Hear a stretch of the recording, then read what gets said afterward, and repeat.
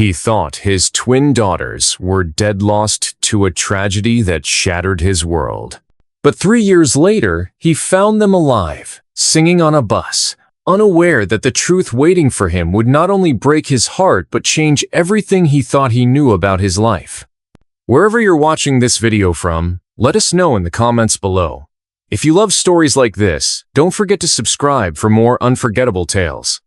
Now, get ready and dive into this emotional journey. The train was late. 47 minutes, to be exact.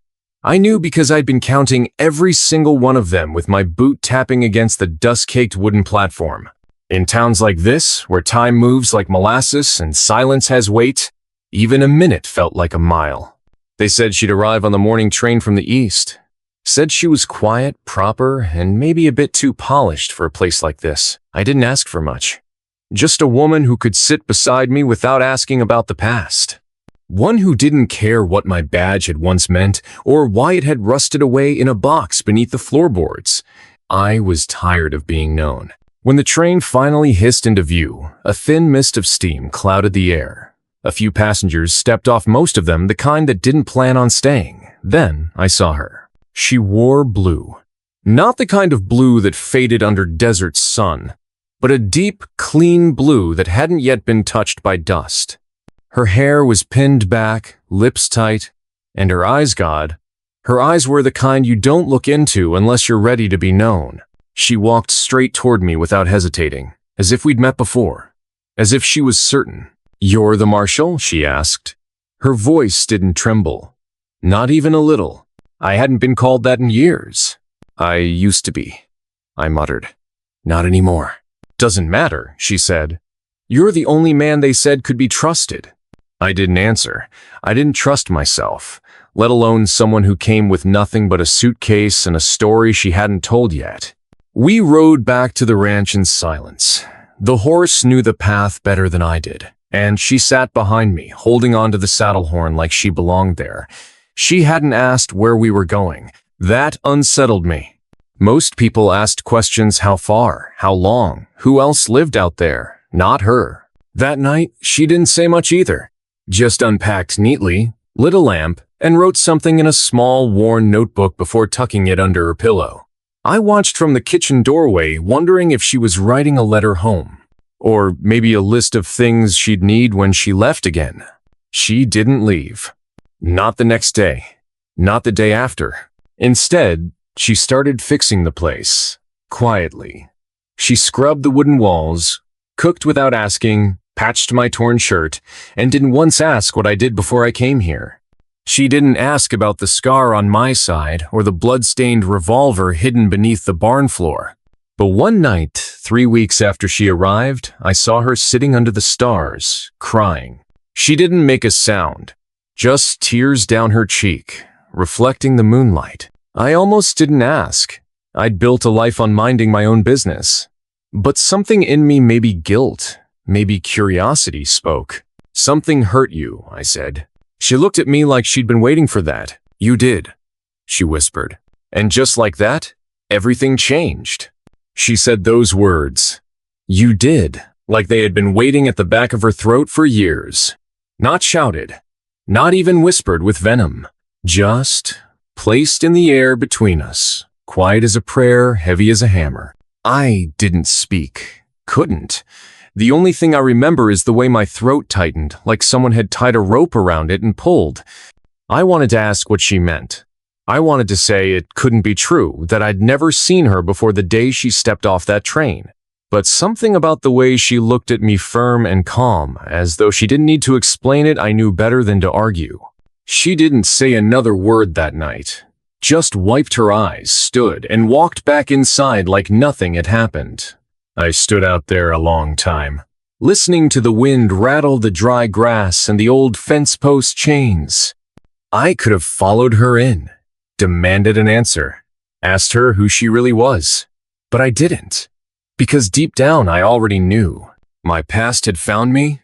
The next morning, I made coffee as if everything were normal. She came into the kitchen, tied her hair back, and started washing dishes that were already clean. We didn't talk. I watched her hands.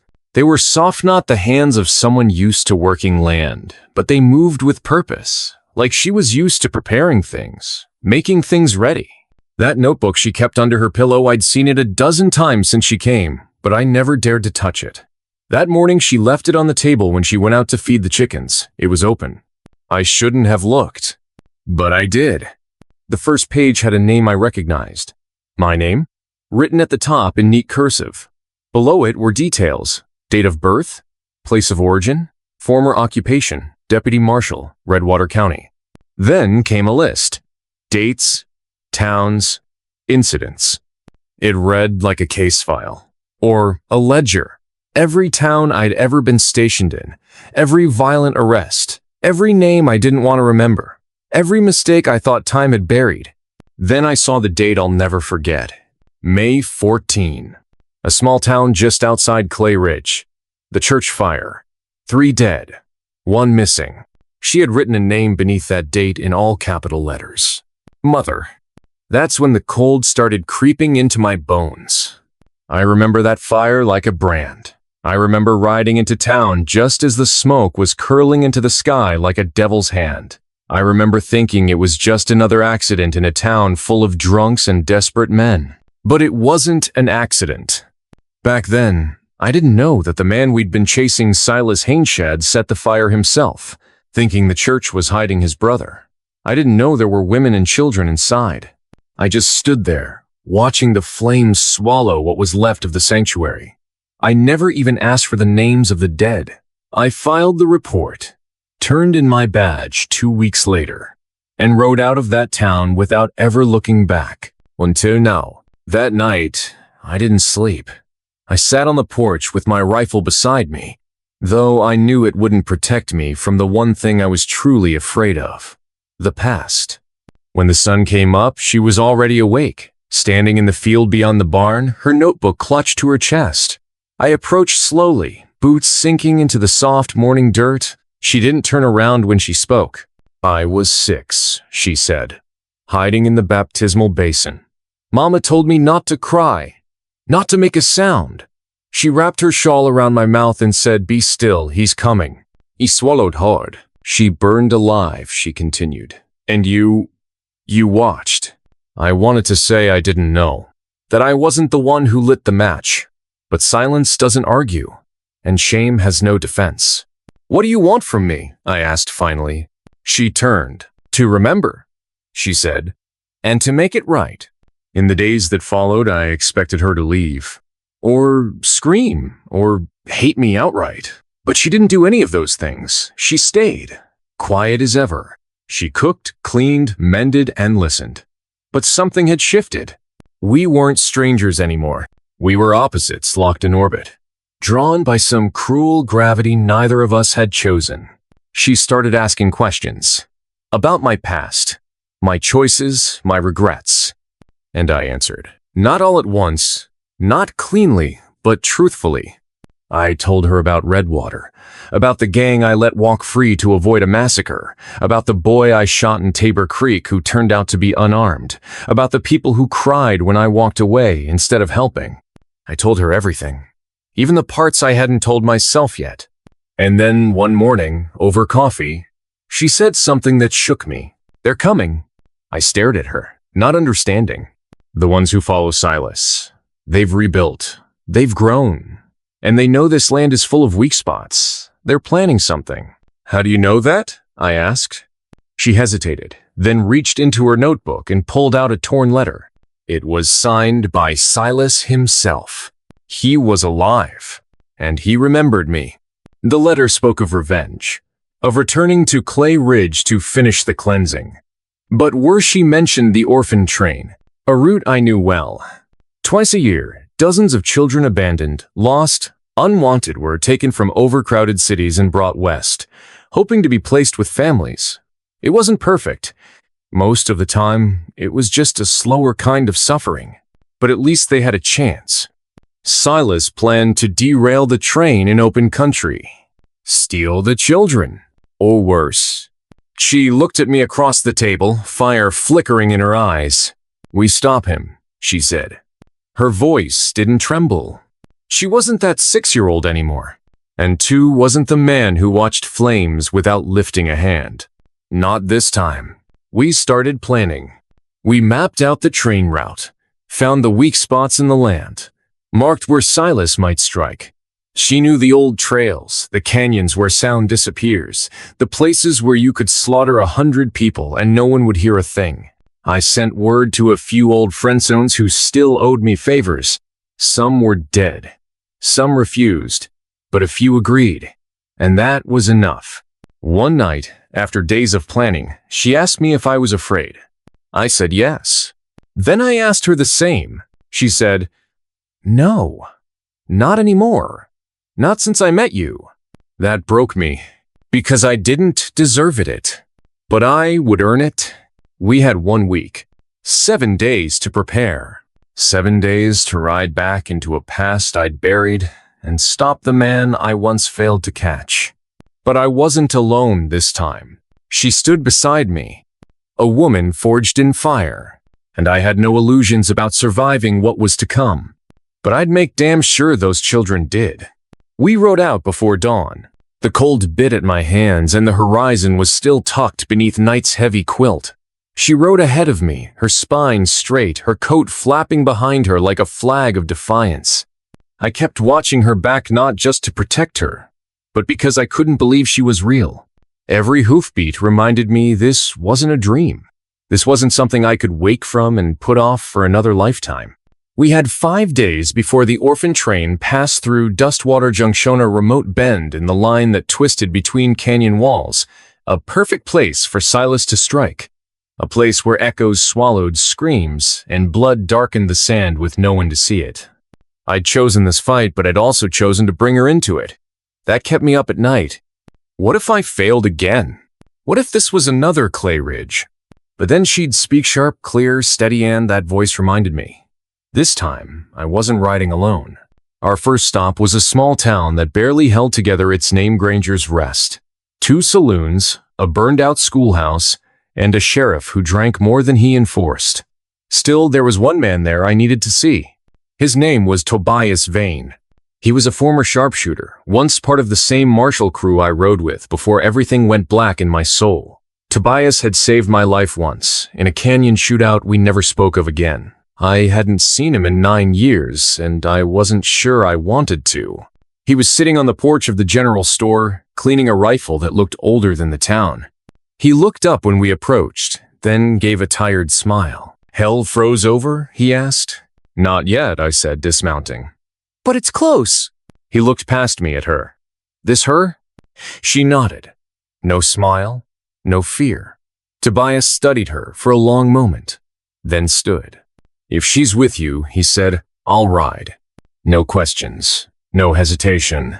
Just like the old days before we became men who tried to forget who we were." We camped in the highlands that night. The stars stared down cold and unsympathetic. I could hear coyotes in the distance, and the wind whispered stories through the scrub brush like it wanted us to turn back. She sat by the fire with Tobias, flipping through her notebook again. He pointed at something on the page and said, "That's clever." I didn't ask what it was. I just watched. I wasn't used to feeling anything close to pride, but seeing them work together, 2 people shaped by different firesits, stirred something in me I hadn't felt since before the badge, before the smoke. She wasn't just brave. She was strategic. She knew how to read terrain, how to think like someone hunting something. Because that's what she'd been doing for years. Hunting truth. Hunting Silas. Hunting me. But now, she was aiming that mind at something else. Stopping what happened to her from happening again. The next day, we rode for the pass near Three Sisters Bluff, a jagged line of stone that overlooked the rail. From there, we could see the bend in the tracks where the train would slow, right before the switchback turn. That's where Silas would hit. He wouldn't risk a frontal assault. He'd want the train crawling, boxed in by rock, nowhere to run. We found boot tracks. 7 riders. Fresh. 2 wagons. One had narrow, uneven impressions, likely carrying crates or something heavier. Ammunition. I crouched low, ran my fingers through the dirt. They were here 2 days ago. I muttered. She knelt beside me, eyes scanning the horizon. They'll be back. Final prep. They're waiting for the next moon. That gave us 3 days. 3 days to plan an ambush on an ambush? Tobias unpacked a small case. Inside was a scoped rifle with etchings on the side. I'd seen him use it once to shoot the flame off a lantern 100 yards out. That was a lifetime ago, but his hands were still steady. I'll take the ridge, he said. Pick them off if they start the attack early. No, I said. You wait. You shoot only when you see me move. We do this clean. Clean? He raised an eyebrow. There's nothing clean about war. He was right. We split the next day between scouting positions and building crude barricades along the upper path. The goal wasn't to trap them, not fully. It was to slow them, confuse, create enough chaos that the train could pass through untouched. We knew they'd come from the west through Drywater Canyon, narrow, tight, barely wide enough for a wagon. We rigged 2 rockfalls there. With luck, it would box them in before they reached the switchback. At night, she pulled me aside. There's something I didn't write in the notebook, she said. I waited. She reached into her coat and pulled out a worn ribbon, charred at the edges. Faded purple. My mother wore this the day she died. She whispered. I kept it. Hid it under my tongue when they found me. I looked at it. I'd seen so many relics of the past in my life bullets, dog tags, broken bones. But that ribbon was heavier than all of them. She gave her life for me, she said.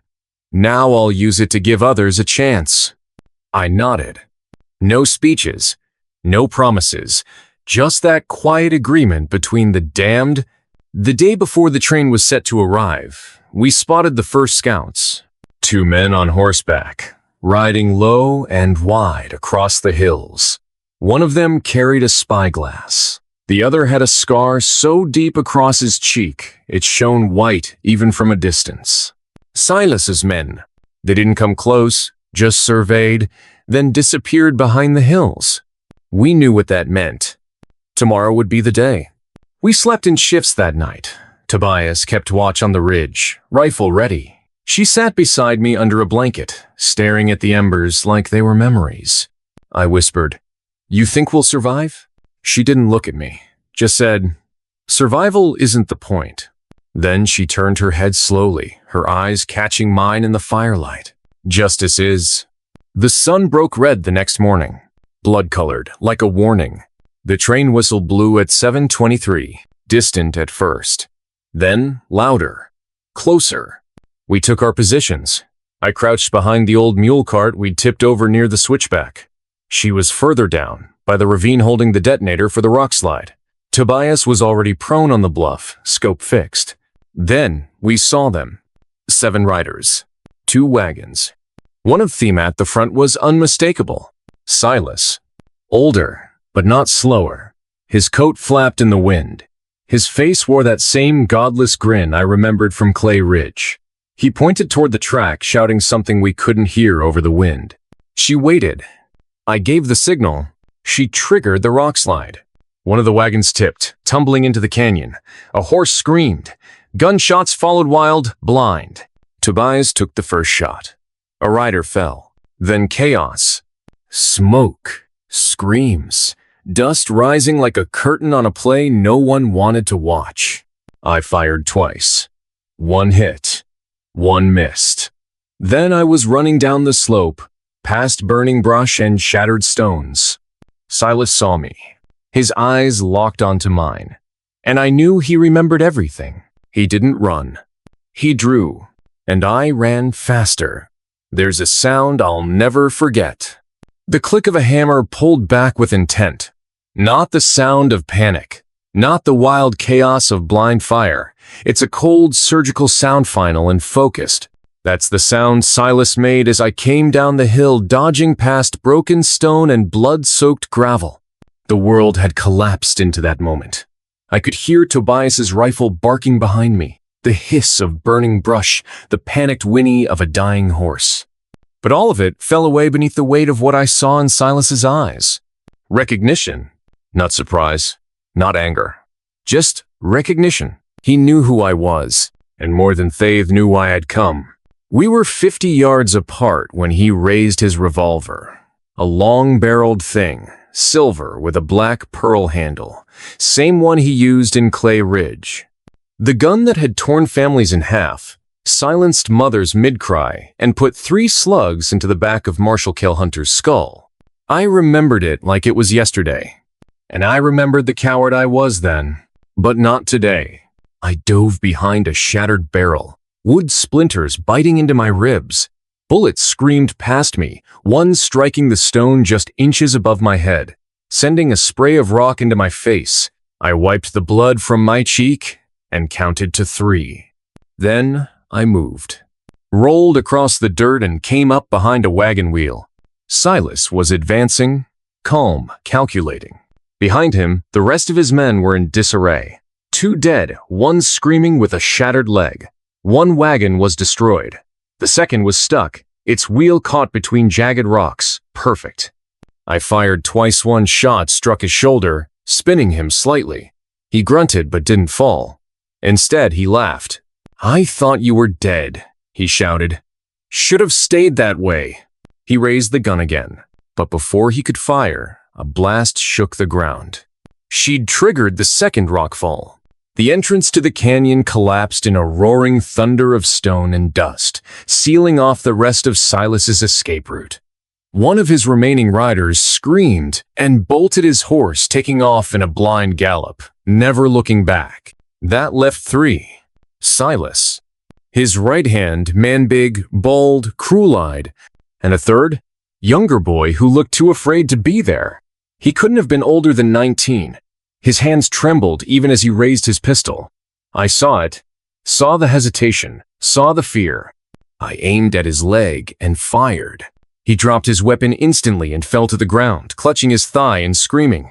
He wouldn't die from it, but he'd remember it. 1 less death on my hands. That was all I could offer him. Tobias was shouting something now from the ridge, but I couldn't hear the words. The girl, she was making her way toward us fast, skirting the canyon's edge, holding a revolver too big for her hand. Her coat was torn, blood on her shoulder. I didn't know if it was hers or not. Silas turned his eyes to her, his grin widened. "Well," he muttered, "ain't you grown up?" She didn't flinch. She just raised her gun and pointed it at his chest. "I remember your voice," she said. Even from 10 yards away, I felt the chill in those words, like winter wind across an open grave. "You used to hum when you lit fires, like it was a song you wrote." Silas chuckled.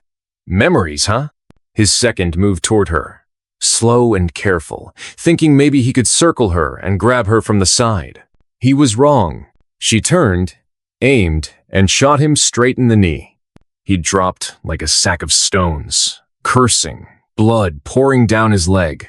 She turned back to Silas, gun still steady. "You're done," she said. But I could see it, the hesitation. Because it's one thing to plan revenge. It's another to stare it in the eyes. I stepped between them, lowered her hand. She looked up at me, jaw clenched, eyes burning. "I know," I whispered. "I know what he took." She didn't answer, but her grip loosened. I turned to Silas. His face hadn't changed. No fear, no regret. "Didn't think you had it in you," he said. "You killed my friends," I replied. "You burned towns, took lives for nothing but coin." He shrugged. "Same as you." That stuck, because he wasn't wrong. Not completely. There were things I'd done under a badge that I couldn't ever wash clean. Things done in the name of justice that were just vengeance wearing a prettier coat. But I wasn't that man anymore. And I wasn't here for revenge. I was here for her. For the lives on that train. For a second chance. Silas raised his gun again. And that's when Tobias's shot rang out. Straight through the shoulder. Not fatal. Silas dropped his weapon and fell to his knees, clutching the wound. "Could have killed him," Tobias said from above. "I know," I shouted back. "But that ain't what this is." I stepped closer. Silas spat blood in the dirt, sneering. "You think dragging me in makes you a hero?" "No," I said. "It makes me something I ain't been in a long time. A man No, I said quietly. Accountable. We tied up the survivors. The train hadn't stopped, thank God, but I knew the conductor had seen the smoke. Someone would report it. The law would come. For once, I didn't plan to run. We stood there, the three of us, as the sun climbed over the ridge. Tobias cleaned his rifle. She wiped the blood from her coat. I stood still, watching the dust rise off the canyon floor, wondering how many ghosts had finally stopped screaming. That night, we camped again near the old mine road. Tobias would head east in the morning, back toward his mountain cabin. He wasn't the kind of man who stayed around long when the dust settled. She sat across from me at the fire, silent, reflective. "You didn't kill him?" she finally said. "No." "Why?" "Because I think living with what he is worse." She nodded slowly. "I don't know if I agree," she said, "but I understand." Then she pulled the ribbon from her coat, still burned, still faded. She tied it around her wrist. A reminder, a symbol, not of what she'd lost, but what she'd reclaimed. Control, strength, her name. We didn't talk much that night. Didn't need to, because a storm had passed.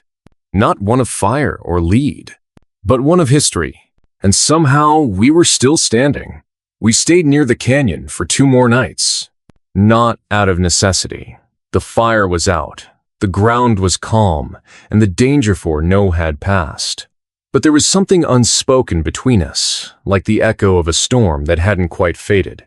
A heaviness in the dirt, a silence in the trees. Sometimes it's not the danger that keeps you still. It's the memory. The kind that clings to your skin like smoke and never quite washes off. Tobias left before dawn on the 3rd morning. He didn't say much. He rarely did.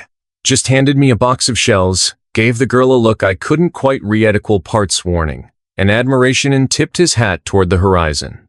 Then he was gone.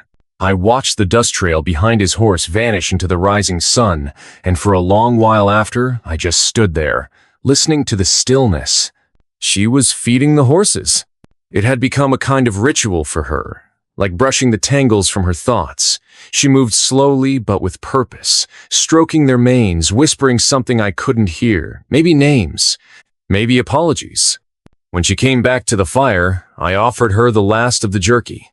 She took it wordlessly, sat down across from me, and stared into the embers. "I've been thinking," she said. Her voice had changed, not quite older but steadier, like someone who had felt the ground shift beneath her and decided not to fall. "If I'd shot him, Silas, I don't think it would have fixed anything." I didn't answer, because she already knew. I thought it would. For a long time. I dreamed about it. Woke up sweating, hearing him scream. She looked at me. "But now I just feel tired." I nodded. "Revenge doesn't bring peace," I said. "It just changes the name of the war." We rode out that afternoon. Not toward any town. Not yet. We followed the creek bed north, deeper into the broken hills. The terrain grew rougher, the sky wider. And with every mile, the distance between who we'd been and who we might become stretched thinner. She told me stories as we rode. Not of the massacre. Not of the fire. But of before. She talked about her brother, how he used to collect feathers and line them up on the windowsill like trophies. How he once tried to build a glider from tree bark and sheep wool, convinced he could fly off the barn roof. "How'd that end?" I asked. She smiled faintly. "A broken arm and a week of chores." But he never stopped trying. That smile-it didn't last long. But it was real. And for the first time since the canyon, I saw her not as the girl with the ribbon, not as the survivor of a ruined place, but as a person. Whole, complicated, and still standing. That night, we made camp by a split in the hills. I took first watch. She slept with her boots on, gun tucked under her coat. Old habits die hard. Mine never did. The moon hung low, orange and heavy. I found myself thinking about Clay Ridge. It had been nearly 9 years, and still, the smell of it came back, easy burnt fabric, wet dirt, the sharp sting of whiskey on dry air. We thought we were doing good. Riding in with badges and loud voices, thinking the law could fix the land. But the land didn't want fixing. It wanted to be left alone. We brought bullets instead of bread, fear instead of forgiveness. And when the killing started, we told ourselves it was justice, that they had fired first, that they had hidden guns, that the children were just collateral. But lies don't rot. They root. They dig deep into your ribs and grow vines around your soul. And every time I look into a fire, I see their eyes staring back. The next morning, she asked me about it. What did you do before all this? I didn't lie. I was a lawman, I said. Deputy first, then marshal. Rode with a crew of 12. Thought we were righteous. Were you? No. She didn't press further, just nodded once.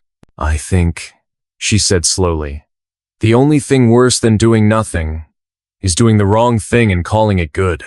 Her words hit harder than any sermon I'd ever heard. Because that was the truth I'd tried to drown for years. We didn't ride for justice. We rode for power. And when the killing was done, we drank to forget. But forgetting ain't healing. It's hiding. On the 4th day, we reached what was left of Briar Hollow, her town, or what used to be. Ashes still marked the soil. Blackened timbers lay half buried in wild grass. Time had tried to reclaim it, but scars don't heal that easy. She stood in the middle of the rubble, eyes wide. Her hand went to her throat, touching the ribbon like it was a lifeline. I used to live there, she said, pointing to a circle of stone. Kitchen was here. My father built the shelves himself. Mama said they slanted too much, but she never fixed them. I said nothing. Because what do you say to a graveyard? She walked toward what used to be a well. I followed at a distance, letting her move through it alone. She knelt beside a charred beam and dug something out from beneath it. It was a small wooden figure carved clumsily, one arm missing, face worn smooth. My brother's, she whispered. He called him Commander Stick, said he was a war hero. She clutched it to her chest, then slid it into her coat pocket. That was when I realized something. This trip, it wasn't just about survival. It was about reclaiming, taking back the pieces the fire hadn't stolen, the pieces the world had tried to erase. We camped that night on the outskirts. Neither of us spoke much. But as the stars came out, she turned to me and asked, "Why did you come back for me? In the canyon, why risk it?" I looked at the flames for a long time. Then I said, "Because someone once came back for me when I didn't deserve it." She waited. So I told her the story. About a boy in a mining town. About a marshal who dragged him out of a burning bar, half dead and full of rage. About how that boy tried to run for 10 more years before he realized the fire was inside him. She listened. Didn't interrupt. Didn't cry. Just listened. And when I finished, she said, "Maybe that fire can light a path too." That was the moment I knew. She wasn't the same girl anymore. And maybe, just maybe, I wasn't the same man. It was after Briar Hollow that things began to change. Not all at once. Change rarely comes like a storm. It seeps in slow, like water through a cracked roof. First, it's a trickle. Then, before you know it, your whole house is drowning. That's how it felt. Something was shifting. In her, in me, in the road ahead. We didn't talk about where we were going anymore. Not directly. But I could feel it in the way she looked at the horizon. Like she expected it to hurt. Like she needed it to. After all, people like us, we don't chase peace. We chase reckoning. We followed the old post route east for 3 days. Slept under burnt pines. Ate what we could catch. Twice we had to hideons from riders we didn't recognize. Another time from a wagon train hauling prisoners chained like dogs. The world was unraveling. And in the midst of it all, I kept catching glimpses of the girl, the woman she was becoming. She didn't flinch anymore.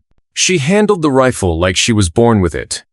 And she didn't need my help setting up camp. Hell, half the time I woke up, she'd already started the fire. But the hardest thing to accept wasn't that she didn't need me. It was that I was starting to need her. Not as protection. Not even as company. But as proof. Proof that people could crawl out of the ashes and still have something worth saving inside them.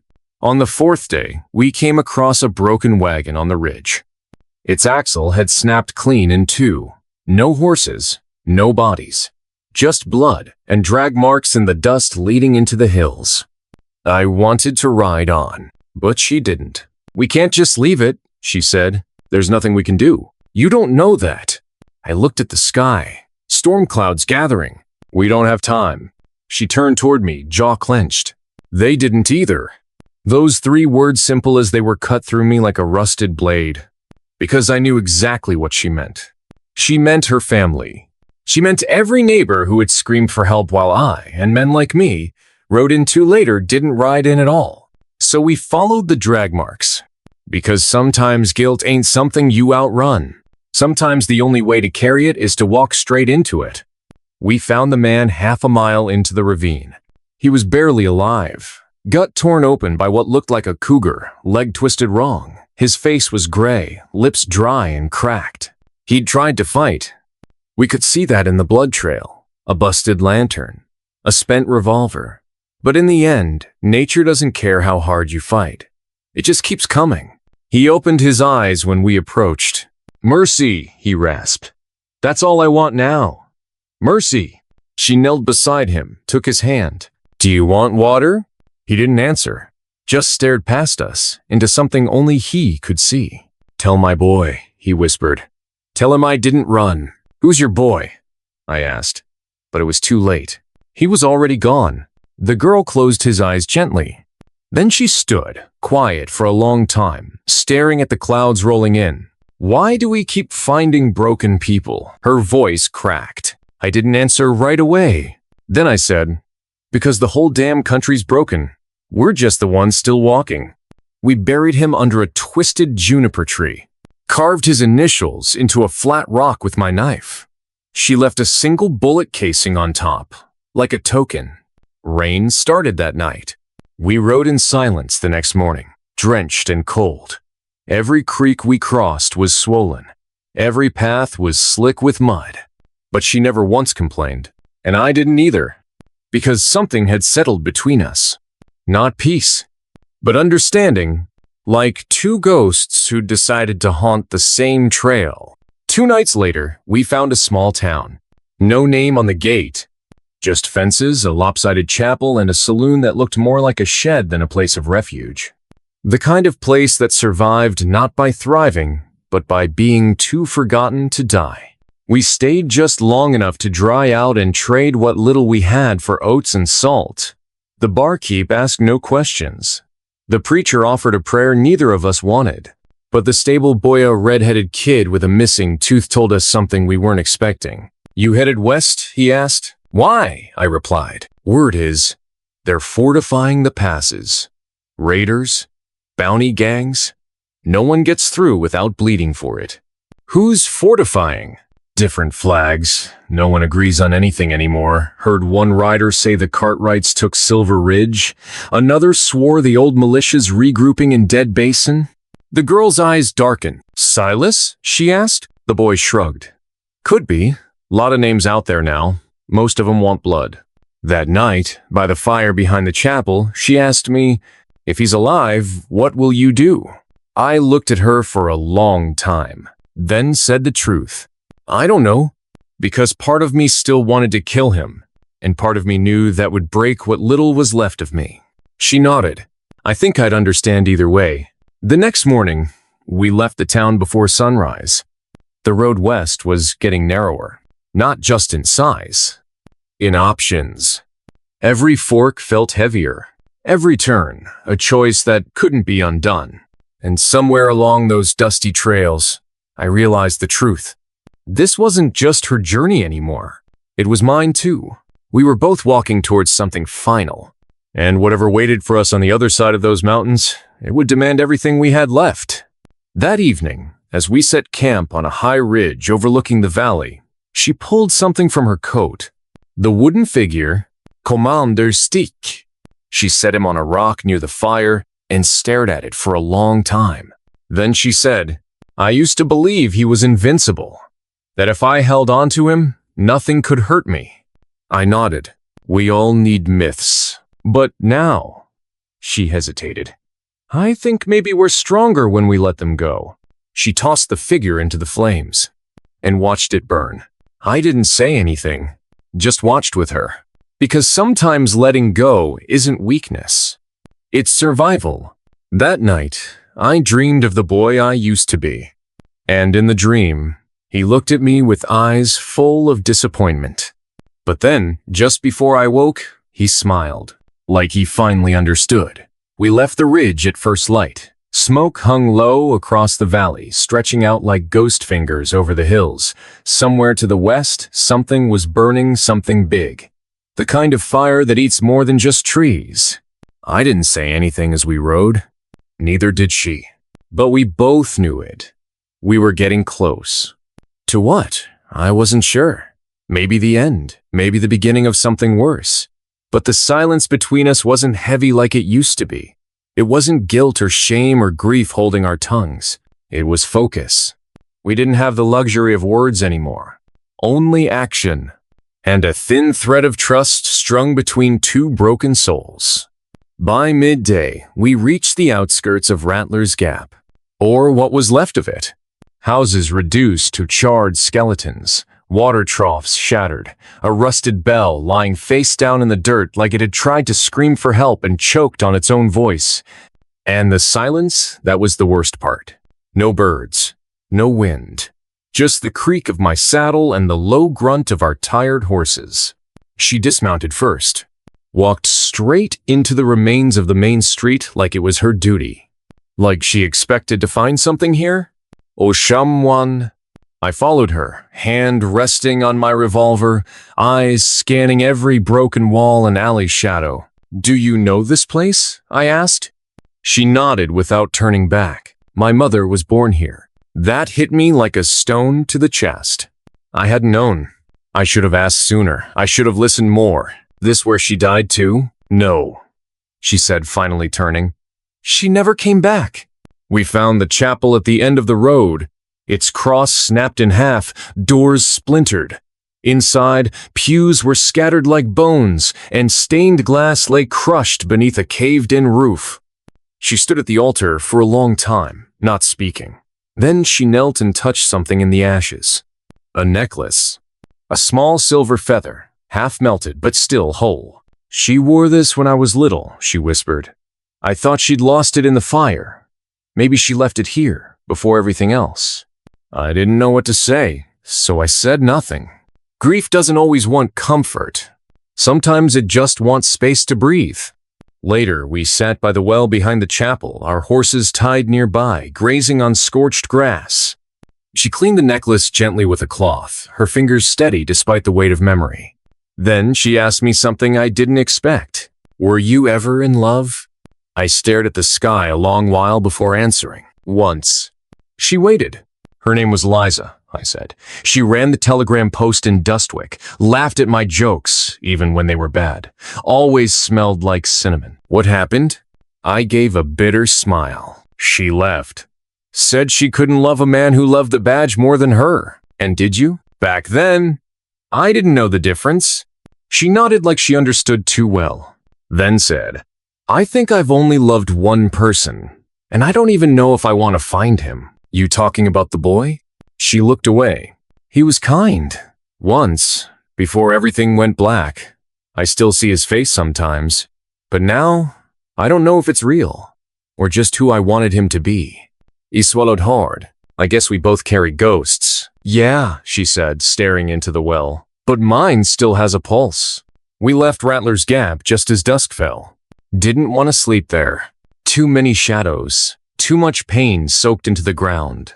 We rode until our horses stumbled, then made camp under a rocky overhang near an old mining road. As the fire crackled, she pulled out a worn journal. I hadn't seen it before. Found it in the ruins, she said. I think it belonged to the preacher's daughter before the town burned. She flipped through pages, most of them smeared with soot or torn. But one entry stood out. She read it aloud. They say God has abandoned us. I don't know if I believe in God, but I believe in the girl who brings me water every morning. I believe in her songs, and in the way she laughs when the world forgets how. Maybe that's enough. She closed the book. It reminded me of something my mother used to say. What's that? Hope isn't loud. It whispers. I barely slept that night. Too many thoughts.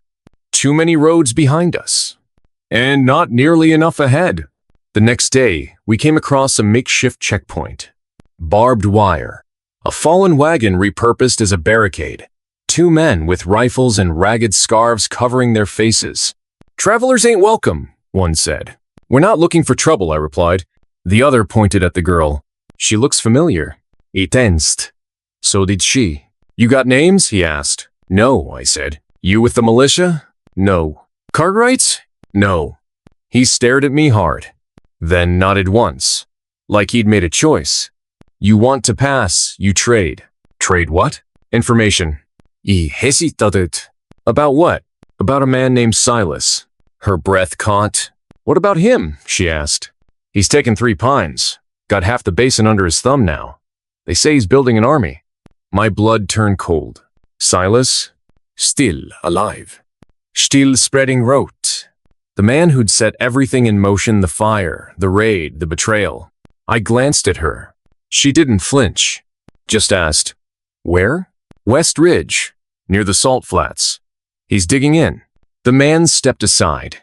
Good luck if you're going that way. We rode past without another word, but everything had changed. Now, the road had a name, and so did the reckoning. That night, we made camp on the border of the flats. The wind was colder here, the stars sharper. Everything felt thinner, like the land itself was holding its breath. She sat beside me, legs drawn up, staring at the fire. We're close, she said. Yeah. Are you ready? I thought for a long time. No. She nodded slowly. Me neither. But we didn't turn back. Because some roads don't offer exits. Only endings.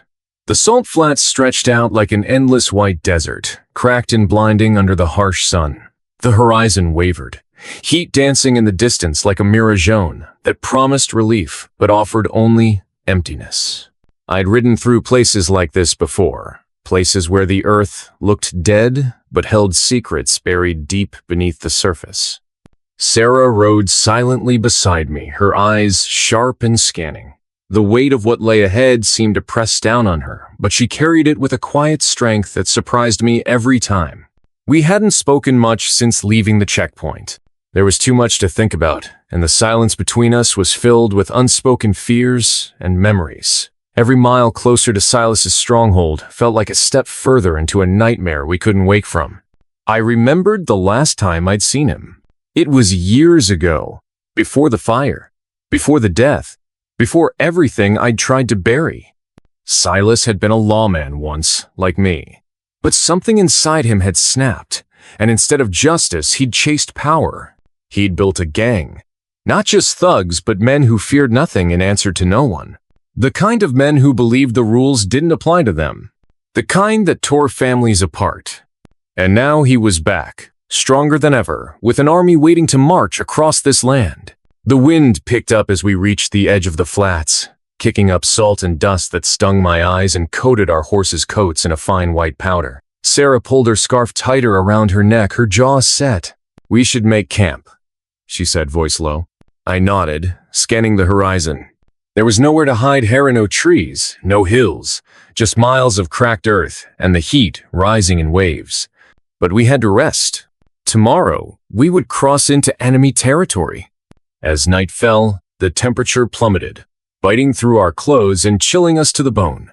The fire we built was small, more for comfort than warmth, its flickering light casting long shadows across our tired faces. Sarah broke the silence. Do you think they know we're coming? I'm sure of it, I replied. Then why haven't they sent someone to stop us? Because Silas doesn't want to fight yet. Not until he's sure he can win. Her eyes gleamed in the firelight. We'll have to be faster, smarter. We spoke then of things we hadn't dared say out loud before. Of the past mistakes that haunted us both. Of the families lost. Of the lives shattered by our actions and inactions. Sarah told me about the years she'd spent planning the show. Every letter she'd written as Catherine Morrison was part of the act, a way to lure me out of hiding and face the truth. I told her about the guilt that had consumed me since Deadwood Creek, the nights I'd spent staring into the dark, wishing I could turn back time. It was the first time we allowed ourselves to be vulnerable, not just as hunter and hunted, but as broken souls seeking redemption. The next morning, we crept forward, the sun burning mercilessly overhead. The closer we got to Silas's camp, the more signs of life we saw: smoke from distant fires, the clatter of tools, voices carried faintly on the wind. We skirted the edges, careful to stay out of sight. It was a sprawling camp, built around an old mining settlement fortified with wooden barricades and guarded by armed men. I counted at least 30 figures moving between tents and supply wagons. Among them, Silas was unmistakable. Tall, broad-shouldered, with a scar cutting across his cheek and eyes that burned with ruthless ambition. Sarah and I found a small ridge overlooking the camp. From here, we could see everything. The patrols, the supply routes, the hardened men who laughed and shouted, unaware of the storm gathering just beyond their fences. We watched in silence. We knew that one wrong move would mean death, but retreat was no longer an option. That night, as we planned our approach, Sarah handed me a small bundle. Inside was the telegram she'd found, the one warning of the upcoming train heist. She looked at me, eyes fierce. "We stop the gang here, or the children die." I nodded.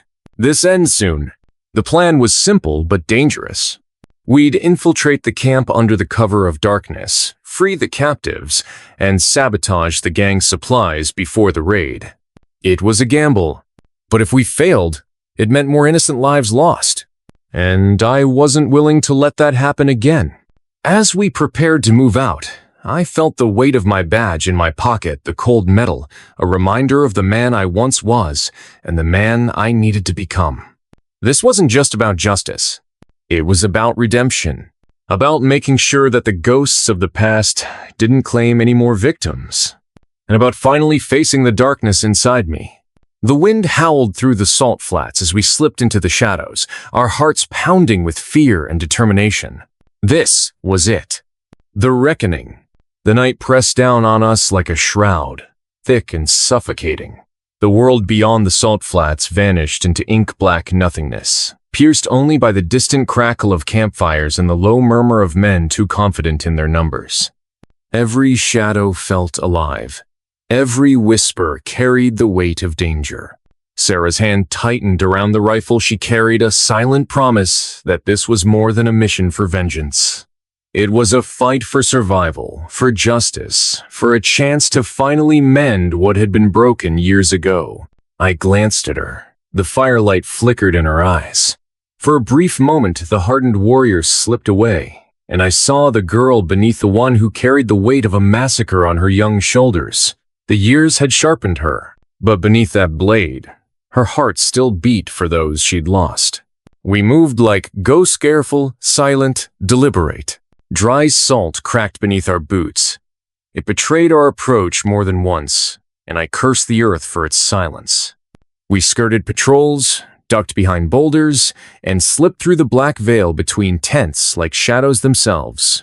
Ahead, the flames outlined the camp's inner sanctum, Silas's den. He sat surrounded by his gang. The air reeked of smoke, sweat, and stale whiskey. This was their world. And it was about to become our battlefield. Every step forward felt like a noose tightening around my neck. The past wasn't just behind me, it lived here, in this cursed place. It waited, ready to pull me back into the dark. Memories struck like waves. Faces I'd failed. Screams swallowed by dust. The silence that came after death. And Sarah, her eyes burned with something fierce. Something that could save or destroy. We reached the camp's outer ring, the supply wagons. 2 guards sat by a fire, their laughter dry and hollow. I raised a hand to stop Sarah, then I moved forward. The first man saw me too late. My fist caught him hard. He dropped before he could cry out. The second turned too slow. Sarah's rifle cracked. Once. Then again. 2 shots. 2 bodies. No time to waste. Behind the wagons, we found them. Children. Their eyes were wide. They trembled, holding each other close like life depended on it. I knelt beside a boy. Dust clung to his face. His eyes looked far too old. "We're here to help," I whispered. He stared at me. Then he nodded. A fragile smile broke across his face. Sarah moved to the crates. She worked the locks with steady hands. One by one, the children slipped free. They were scared, shaking, but they were still strong. Then the camp stirred. Voices rose. Men shouting. Boots scrambling. Silas's voice sliced through the noise. "Find them! Don't let them escape!" We gathered the children and ran for the shadows beyond the tents. But they were already coming men with rifles, eyes wild with anger. Bullets tore through the night. Salt kicked up into the air. We ran. Sarah covered the rear. Her aim was calm, deadly. I rode beside her, heart pounding. The badge on my chest felt heavier than ever. A reminder of the man I used to be, and the man I had to be now. The chase was chaos. Dust swirled. Salt burned in our eyes and lungs. Men fell on both sides, some we'd known, some we'd hated. I saw Sarah take a hit. Blood bloomed across her sleeve. But she didn't stop. She just kept moving. I carried the youngest, a girl no older than 6. Her tiny arms clung to my neck like I was the only thing keeping her alive. She looked at me, scared but trusting, and I knew this wasn't about redemption anymore. This was about protecting the innocent from the shadows that still haunted us.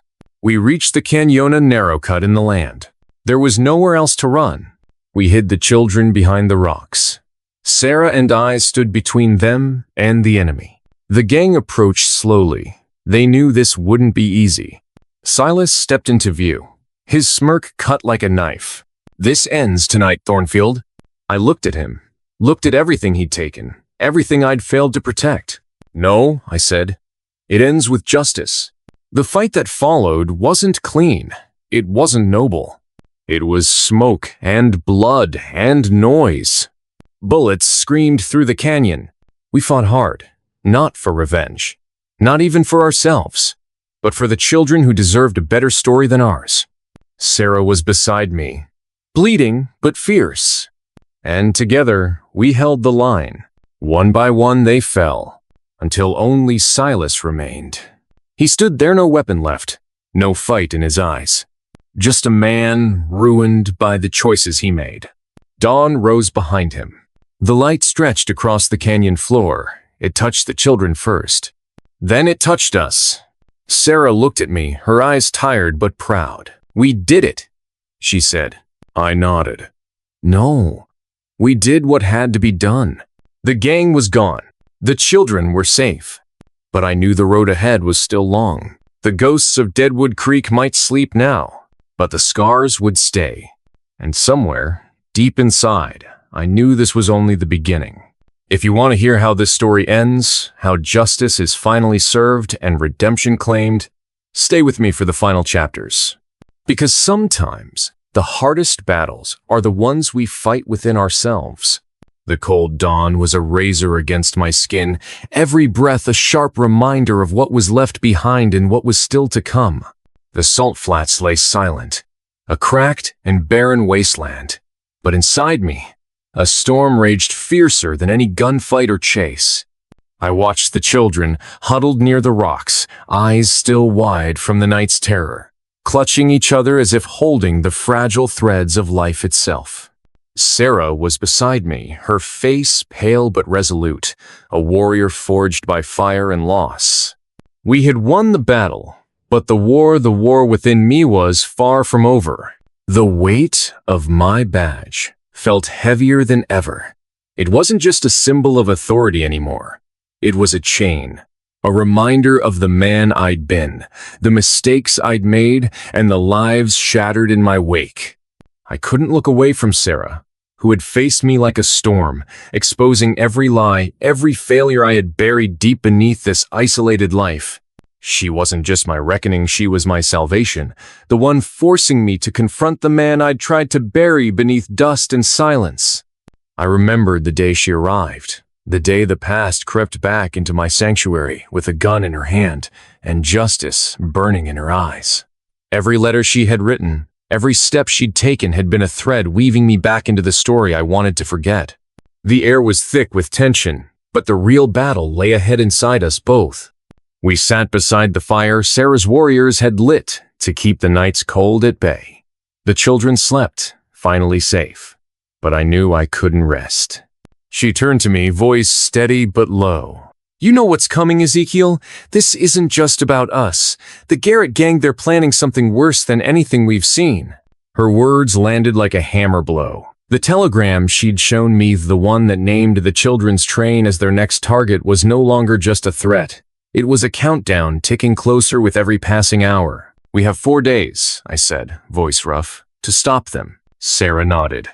"And it won't be easy. They're organized, desperate. They've already killed too many." The fire flickered between us, casting shadows that danced like ghosts, reminders of every lost life, every missed chance. I wanted to run, to escape the past again. But this time, there were no safe valleys, no silent hideouts. The ghosts had followed me, and they demanded justice, not just for my own peace, but for those innocent lives hanging in the balance. That night, sleep evaded me. Memories surged unbidden, the massacre, the screams, the faces of the Morrison family, Sarah's family, haunting every corner of my mind. I thought about the little girl who had trusted me with her future, the boy whose trembling hand had gripped mine in the dark. I thought about the children on that train, unaware that their journey was shadowed by bloodthirsty men who cared nothing for innocence. And I knew that I had a choice to be the man who would run or the man who stood. The dawn of the next day brought grim resolve. Sarah and I met with the Kiowa War Party, their faces weathered but unyielding, united by a shared purpose that transcended old wounds and grudges. Together, we planned every detail: the ambush, the defense, the lines we'd hold. We weren't just fighting for justice or revenge anymore. We were fighting for hope, the fragile promise that the future could be different. As we rode toward Millfield, my thoughts churned with everything I'd lost and everything I still had to protect. The silence between Sarah and me was not empty, it was charged, filled with unspoken forgiveness and the weight of what was at stake. She glanced at me once, her eyes softening just a fraction. "You can do this, Ezekiel. You have to." I swallowed the lump in my throat, feeling the gravity of her words. This was my chance to make right what had gone wrong, not because I deserved it, but because those children deserved a chance to live. The train station at Millfield was eerily quiet as we arrived under cover of dusk. The orphan children waited inside the carriages, unaware of the danger inching closer. We took positions among the shadows, weapons ready, hearts pounding with the weight of what we were about to face. The night air was electric. Every sound amplified: the distant howl of coyotes, the creak of the train tracks, the pounding of my own heartbeat. Then, from the darkness, they came. 30 armed men, moving like a pack of wolves, their faces grim and ruthless. The Garrett gang was here. Bullets tore through the night, sparks flying as metal met rock. Shouts and gunfire echoed off the platform, a brutal symphony of violence and desperation. I found myself in the center of the chaos, every decision a matter of life or death. Sarah moved like a force of nature beside me, unyielding and fierce, her eyes blazing with purpose. Time stretched and compressed, seconds dragging like hours and then flashing by like lightning. I saw men falsome to our side, others to the killer's butt. The children remained hidden, their safety our only focus. The fight was brutal, raw, and relentless. At one point, I locked eyes with Silas's second-in-command, a man I'd thought I'd seen the last of, and I knew that this battle was more than just physical. It was a reckoning of souls, a test of everything I'd become. Hours later, as the first light of dawn broke across the horizon, the dust settled. The Garrett gang was broken, scattered like the shattered remnants of their greed and cruelty. The children were safe, saved from a fate I could no longer ignore. And I stood there, bloodied but unbowed, the weight of my past still heavy but no longer paralyzing. Sarah approached me, eyes tired but victorious. "You did it." "No," I said quietly. "We did it. Together." For the first time in years, I felt the sting of hope, not just for redemption, but for the future. But as the sun rose over Millfield, casting light on a world still bruised and broken, I knew this was not the end. There would always be shadows, always be battles to fight. But for now, we had won a precious moment of peace, a moment to heal, to forgive, and to rebuild. And maybe, just maybe, to finally lay the ghosts of Deadwood Creek to rest. The wind carried the scent of sage and dust, sweeping over the barren hills like a whisper of all the lives touched by this unforgiving land. The sun hung low on the horizon, bleeding crimson into the sky, as if the earth itself mourned the ghosts that lingered. I stood alone on the ridge, the badge heavy against my chest, the weight of years pressing down like 1,000 stones. The battle was over, the train was safe, the gang broken, and yet, peace felt like a stranger slipping through my fingers. Sarah was behind me, silent but steady, the last living reminder of a past I could never outrun, and the reason I could still look forward. For a long moment, we watched the valley stretch below us, quiet and still, but beneath that silence was a current of loss, of justice, of lives forever changed. I thought back to the man I had been, the sheriff who thought his badge was armor, the man who wielded justice with a blind hand and a stubborn heart. How many lives had I shattered? How many faces haunted my dreams? Sarah's family. The Morrison Massacre. The innocent blood spilled because of my recklessness and pride. I wanted to say sorry to her, to them, to myself. But some apologies never reach the dead. What I could do was live with the weight of it. Let it fuel me, not break me. She finally spoke, voice low and steady. "Ezekiel, this land, these people, they don't need a man running from his past. They need someone who stands in the storm." I nodded. She was right. Redemption wasn't a moment. It was a lifetime of choices, a road walked with open eyes. The days after the ambush were filled with quiet work, helping the children settle, making sure they knew safety wasn't just a word, but a promise. The Kiowa warriors stayed close, their presence a reminder that justice wasn't just a white man's burden, but a shared fight. The scars I carried were no longer invisible. They shaped me, taught me that strength came not from denying our mistakes, but from facing them raw and unvarnished. One evening, I found myself back at the old trading post site. The ground scarred and silent now, but still heavy with memory. I knelt in the dust, fingers tracing the cracked earth where so many dreams had died. I thought of Sarah as a child, scared but brave. I thought of Catherine, or rather, the ghost she never was. And I promised, not for their sake, but for mine, that I would never turn away again. Justice was not about vengeance. It was about protection, about giving voice to those silenced, about facing darkness even when it threatened to consume you. The Garrett gang was broken, but the real fight was internal, the fight to live with who I was and who I could still become. Sarah stayed by my side, not as a ghost of my past, but as a partner in a future. We forged together one built on hard truths and harder choices. She taught me that forgiveness was not weakness, but the fiercest form of strength, and that even the deepest wounds could birth something new, hope. As the sun set over Cedar Canyon, I looked out over the land I had once tried to escape and realized this was home. Not because the past was gone, but because I was finally ready to stand in its light. To be the man who finished what he started, not with a gun, but with a heart willing to fight for those who could not fight for themselves. The badge felt lighter now, not a chain, but a symbol. A reminder that no matter how far we fall, redemption's last breath is always within reach. And in that breath, I found peace. If you listen to this story, know that every scar carries a lesson, every shadow a chance for light. And sometimes, the hardest battle is not with those who come for us, but with the demons we carry inside. Thank you for riding this journey with me, for believing that even in the darkest corners of the frontier, a man can find the strength to rise again. This is Ezekiel Thornfield's story. But maybe, just maybe, it's also ours. If you were in his shoes, would you have fought the same battle? Share your thoughts in the comments below. Don't forget to like the video and explore the other stories waiting for you on the screen.